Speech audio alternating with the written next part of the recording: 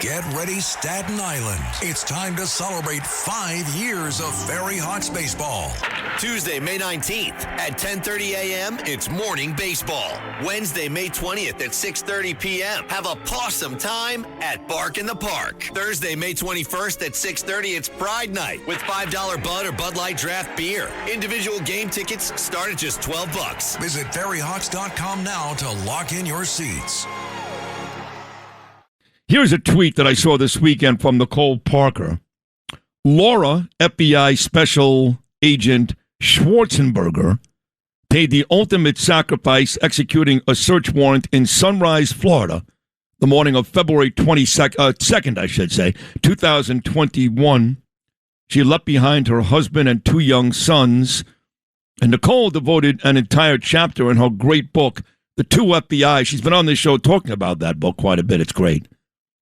Laura was a woman of faith with God at the focal point of her life. Her integrity was unmatched. She is the epitome of FBI. You will never be forgotten. I miss you lots. I'll see you on the other side. Nicole Parker. So here she is, the author of that great book. The Two FBIs and former special agent out of Miami, now a superstar on Fox News, Nicole Parker. Nicole, I'm just curious for folks that don't know, because that was 2021 and it occurred in February. So what motivated you to tweet that out on a May date in 2026 this weekend? Because last week was Police Week, and that's when we honor our fallen heroes in law enforcement. And so last week is a special week that's designated for heroes like Laura and others that paid ultimate sacrifice in the line of duty as law enforcement officers. And so every week people come together in Washington, D.C. I had the honor and privilege of going a couple years ago and seeing Laura's name on the memorial wall. And, it's a sacred wall. It's something that I honor and respect very deeply. I'm so grateful, Sid. I know that you and I feel the same, that we now have a president once again who honors and respects our law enforcement. He backs the blue. And I would like to personally tell you that President Trump was not in office when Laura was killed. That was under the Biden administration. And I think it's important to note that the type of warrant that she was executing was what we call a VCAC, violent crimes against children. It was a child predator who was doing child pornography, a very dangerous individual. And those of us in law enforcement understand that those types of individuals probably have the highest propensity to violence, because when these child predators get caught, they know they're going away for a very long time, at least under jurisdictions like the Southern District of Florida. In California, they tend to not care about child predators, but in Florida, it's taken very seriously. And under the Biden administration, Laura and the operation that morning was provided no SWAT support, zero. Laura herself was a former SWAT operator. So she was a very highly tactical agent. She could hold her own, but that morning there were no SWAT resources, no protective equipment, nothing that was necessary in order to protect their lives. But Sid, during the same time frame under the Biden administration, this is when they were going full throttle against Trump supporters for January 6th nonviolent misdemeanors. And so the FBI was liberally sending SWAT resources across the country to go, bang down people's doors who had walked into the Capitol and taken a picture. That is an incorrect use of a type of resource. But for Laura's operation going after the most dangerous and violent, no SWAT support. And so I never understood that, and I was not okay with that. And I believe it was purely political. They were using SWAT resources to intimidate individuals, to intimidate Trump supporters, to go after January 6 misdemeanors. But when it came time to really protect our agents, no SWAT, no protection at all. And I believe that her life would have been saved if they'd been given proper protection that morning. And so it's not just that she paid the ultimate sacrifice, because we all know when you sign up to be in law enforcement, you take the oath, you have the gun and the badge, and you know that your life could be taken at any moment. That's the risk.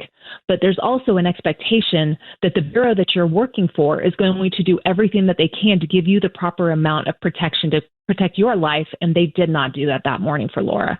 So I believe that this is entirely preventable. It did not happen under Trump's watch, but President Trump this year, on the 5-year anniversary of her being murdered in the line of duty, took the time out of his busy day, and it was on a Sunday afternoon.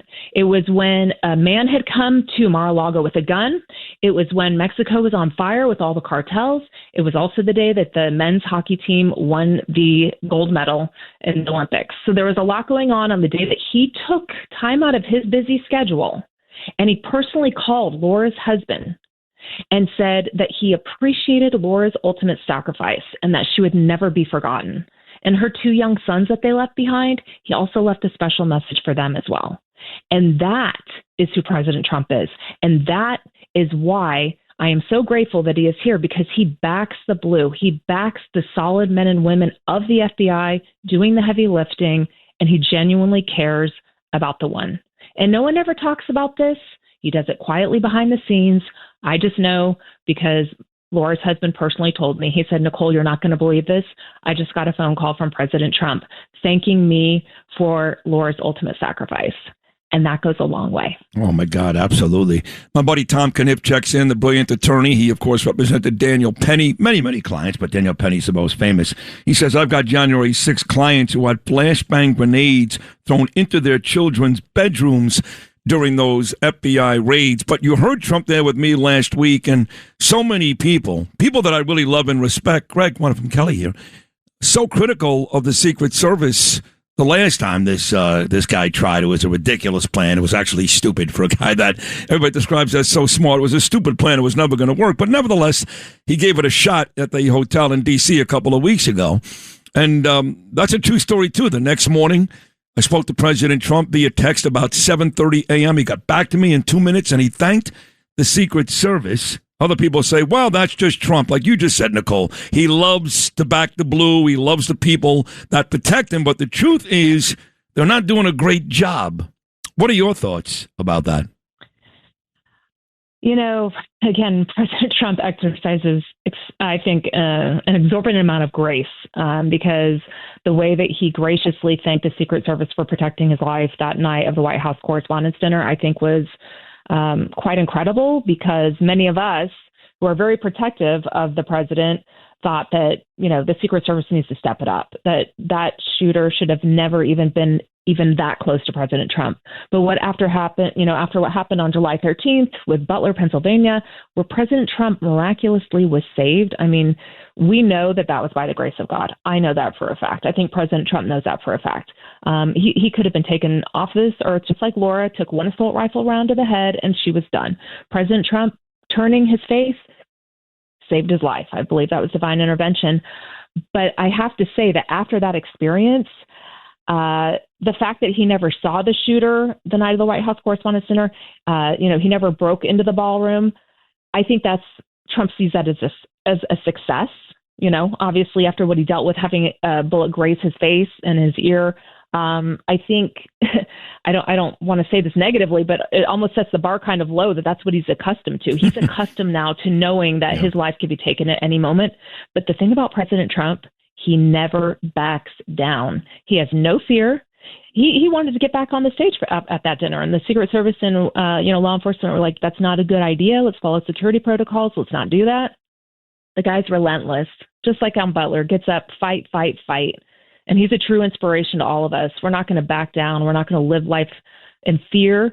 But I also do think that the Secret Service and those that were on the protection that night, the fact that the magnetometer was coming down before the event had even started, the fact that the dog had, gone near that stairwell, near the door, the word is complacency.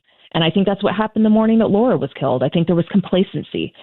When you're a Secret Service agent, it is high pressure. We know that. They are working around the clock. It is high burnout. They're expected to travel all around. They're separated from their families. They're standing at post for 12 hours at a time. There is no room for failure.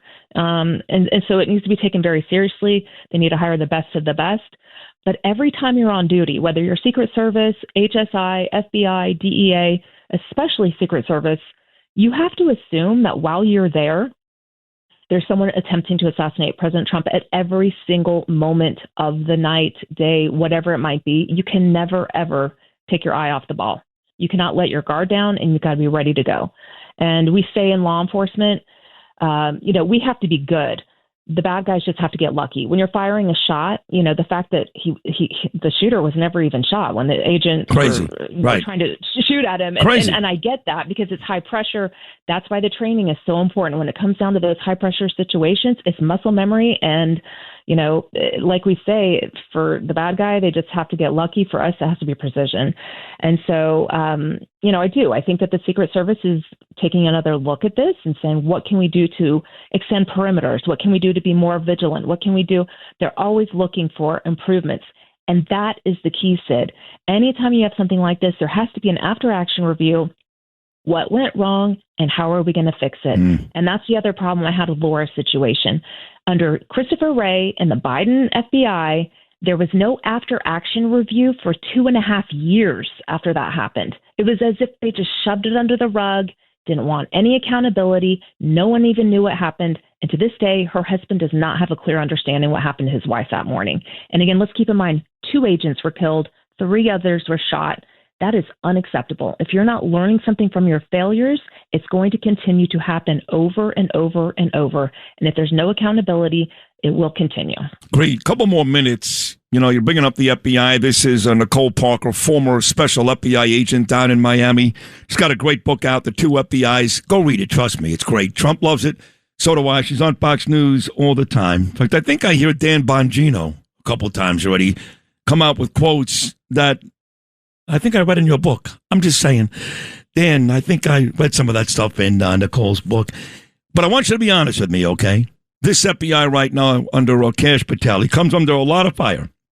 And he comes under fire, I will tell you, from even Trump supporters. I got guys in this building who work with the FBI that, they kind of shoot their eyes up when I ask about Kash Patel. So be honest here, Nicole. How do you think the FBI is running now with Kash for the Trump administration? Well, I think that after what we went through, it's clearly detailed in my book. The FBI was in a very, very low place when I left under the Biden administration. I literally walked away because I saw no chance of it improving. I didn't know who was going to win the election in 2024 because I left in the end of 2022. I think that what he walked into is an absolute disaster zone. I think that it's going to take a substantial amount of time to fix it. But I do believe that the key is to keep your eye on the ball and not be distracted with these sideshows and give no reason for anyone to come after you and attack you. Keep your eye on the mission, get the job done. There is so much to be done over there. I think that they have made, some great moves in getting rid of individuals that really should not have been there. Certain people that have politically weaponized the FBI. I think they have a long way to go. But I think what's most important right now is that those inside the Bureau have to have trust and confidence in their director. And while the director is what I call FBI 1, the good agents and staff, FBI 2 are the politically weaponized, not good. They're the bad side of the FBI that does not make us proud, whereas FBI 1 is Laura Schwarzenbergers of the FBI who are doing real solid work. There are amazing people there, but basically, the director has to have the trust and confidence of FBI 1 and build up that morale while simultaneously obliterating FBI 2. And if you don't have the support of the rank and file, frankly, nothing else matters because they're the ones actually on the ground. They're the boots on the ground doing the work, and they've got to have confidence in the director. And I think the key is to keep your eye on the ball and not get wrapped up in all of these sideshows that are, don't give the left-wing media, frankly, are just obliterating right now and trying to go after the FBI and the director. Frankly, it's not really the FBI. They're actually going after the director. Let's make that clear. In the past, it was the FBI. No, they have problems with what's happening. But the key is to give them no wiggle room to work with, give them nothing to even make stuff up about, just keep your eye on the ball, keep focusing, stop the terrorists, stop the violent crimes, stop the human trafficking, and don't feed anything that they're saying. If you know that it's not true, just keep plowing forward and keep your eye on the mission and keep going. And so, let's see what happens. I know that it's a very daunting task. It's a thankless job, but the key is you've got to have the respect. You've got to have the respect of the agents and, frankly, the entire law enforcement community, because people need to know the FBI is nothing without the support of their local law enforcement. Sometimes people think, the FBI comes in and takes over the case and whatever. I myself as a field agent knew without the support of those working shoulder to shoulder, like let's say with Broward County Sheriff's Office or Miami-Dade Police Department, without them, we can't get our jobs done. So not only do you have to have the support of the agents within the FBI, you've got to have the support of all the other federal agencies, DEA, all of them, and you've got to have support of the local law enforcement. So it's a daunting task, but let's see what happens. It can be done, and it can be done successfully. And I think the key is that the FBI director has to operate with the highest level of integrity. That is a great and honest answer. Great and honest answer. Katzmatidis is coming up next. I'm going to tell him to get your book signing done. I want to get that big party going for you here in New York.